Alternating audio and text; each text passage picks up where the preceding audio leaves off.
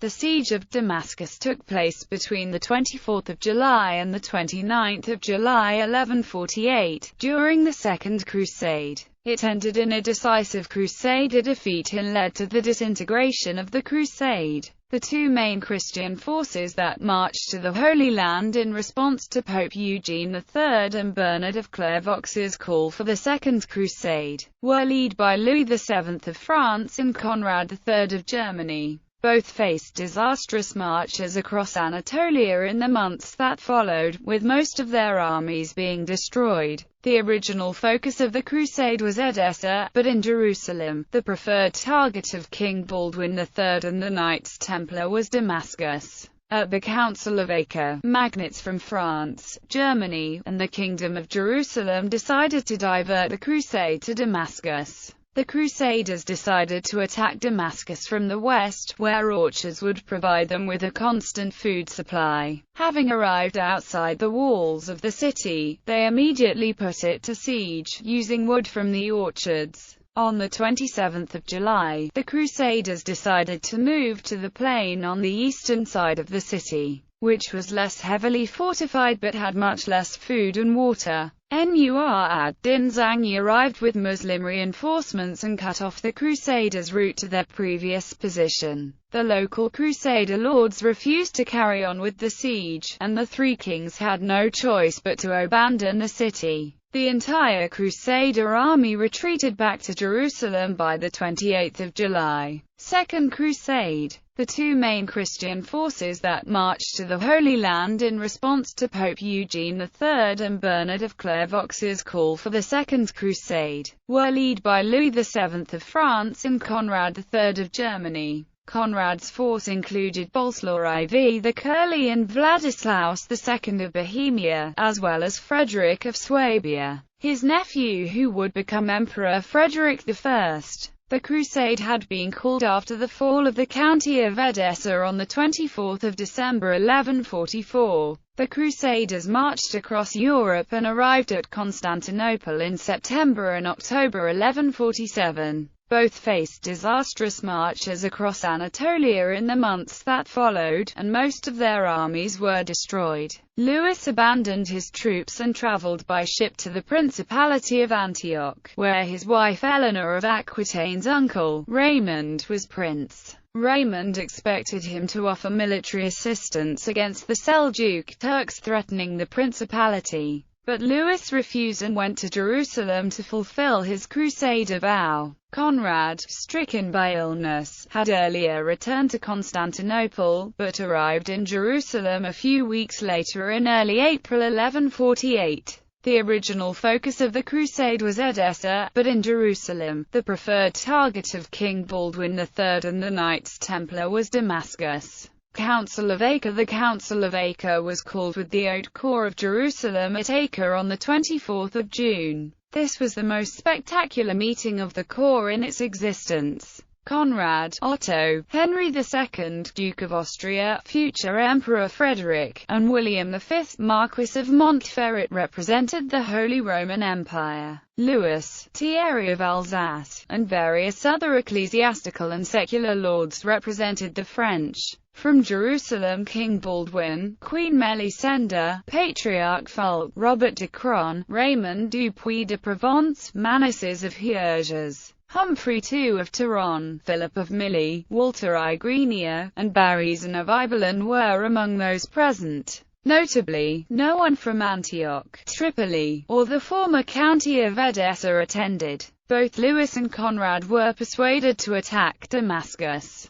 Some of the barons native to Jerusalem pointed out that it would be unwise to attack Damascus, as the Burid dynasty, though Muslim, were their allies against the Zengid dynasty. Imad ad-Din Zengi had besieged the city in 1140, and Mu'in ad-Din Anur, a Mamluk acting as vizier for the young Mujir ad-Din Abaq, negotiated an alliance with Jerusalem through the chronicler Osama ibn Munki. Conrad, Louis, and Baldwin insisted Damascus was a holy city for Christianity. Like Jerusalem and Antioch, it would be a noteworthy prize in the eyes of European Christians. In July their armies assembled at Tiberias and marched to Damascus, around the Sea of Galilee by way of Banias. There were perhaps 50,000 troops in total. The general view now appears to be that the decision to attack Damascus was somewhat inevitable. Historians, such as Martin Hock, regard the decision as the logical outcome of Damascene foreign policy shifting into alignment with the Zengid dynasty.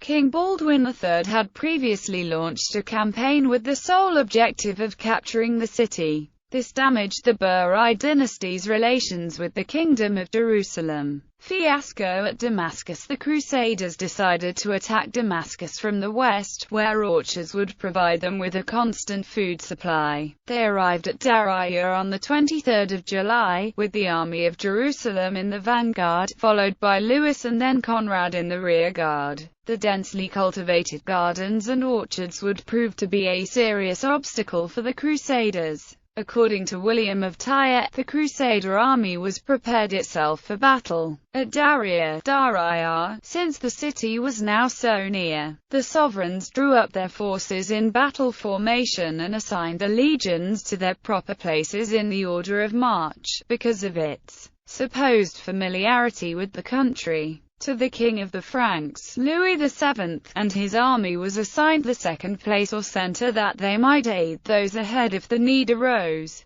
By the same authority, the Emperor, Conrad III, was to hold the third or rear position, in readiness to resist the enemy if, perchance, an attack should be made from behind. The Muslims were well prepared and constantly attacked the army advancing through the orchards outside Damascus on the 24th of July. These orchards were defended by towers and walls, and the Crusaders were constantly pelted with arrows and lances along the narrow paths. On Saturday the 24th of July the Crusaders began with an attack in the morning along the banks of the Barada River. There was ferocious combat in the orchards and narrow roads between the Christian force and a mixture of professional troops of Damascus, the Ardaith militia and Turcoman mercenaries. William of Tyre reported, "The cavalry forces of the townsmen and those who had come to their assistance realized that our army was coming through the orchards in order to besiege the city, and they accordingly approached the stream which flowed into the town. This they did with their bows and their ballistas, crossbows, so that they could fight off the Latin army." The Emperor, Conrad, in command of the forces following, demanded to know why the army did not advance. He was told the enemy was in possession of the river and would not allow our forces to pass. Enraged at this news, Conrad and his knights galloped swiftly forward through the king's lines and reached the fighters who were trying to win the river. Here all leaped down from their horses and became foot soldiers, as is the custom of the Teutons when a desperate crisis occurs. The historian David Nicol wrote that William of Tyre did not explain how Conrad was able to bring his forces up from the rear to the front without totally disorganizing the Christian army. According to Syrian chronicler Abu Shama, despite the multitude of Ardaith, militia, Turks, and common people of the town, volunteers and soldiers who had come from the provinces and had joined with them, the Muslims were overwhelmed by the enemy's numbers and were defeated by the infidels.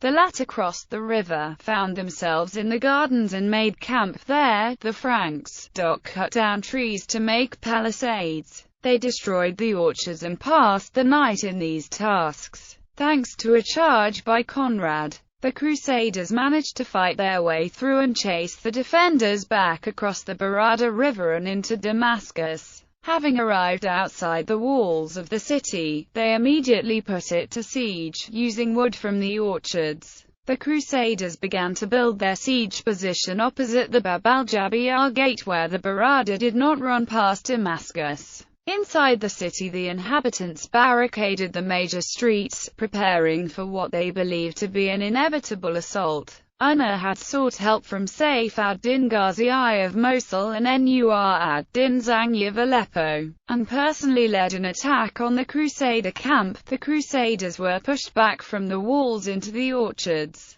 where they were prone to ambushes and guerrilla attacks. During the counter-attack on Sunday, July 25, the Damascus forces took heavy losses, which included the 71-year-old lawyer and well-known scholar named Yusuf al-Findlawi, the Sufi mystic al-Hawli, and the soldier Nur al-Dawla Shahanshah. According to William of Tyre, on the 27th of July the Crusaders decided to move to the plain on the eastern side of the city, which was less heavily fortified but had much less food and water. During a raid on the Crusader camp on the 26th of July, according to Abu Shama, a large group of inhabitants and villagers put to flight all the sentries, killed them, without fear of danger, taking the heads of all the enemy they killed and wanting to touch these trophies. The numbers of heads they gathered was considerable. There were conflicts in both camps. Unr could not trust Saif ad-Din or Nur ad-Din from conquering the city entirely if they offered help, and the Crusaders could not agree about who would receive the city if they captured it. Guy Brisbane, Lord of Beirut, was the suggestion of the local barons, but Thierry of Alsace, Count of Flanders, wanted it for himself and was supported by Baldwin, Louis, and Conrad.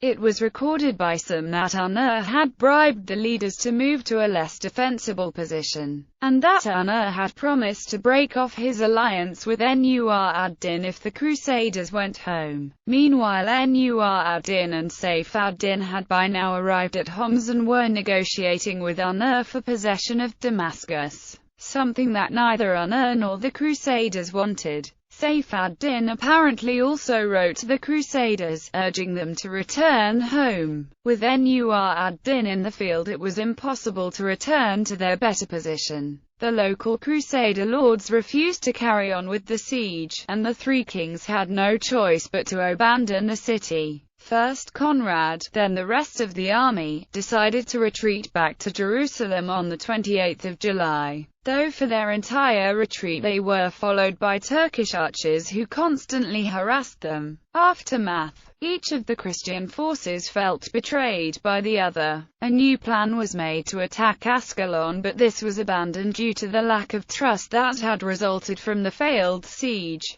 This mutual distrust would linger for a generation due to the defeat, to the ruin of the Christian kingdoms in the Holy Land. Following the battle, Conrad returned to Constantinople to further his alliance with Manuel. As a result of the attack, Damascus no longer trusted the Crusaders, and the city was formally handed over to Nur ad-Din in 1154. Bernard of Clairvaux was also humiliated, and when his attempt to call a new crusade failed, he tried to disassociate himself from the fiasco of the Second Crusade altogether.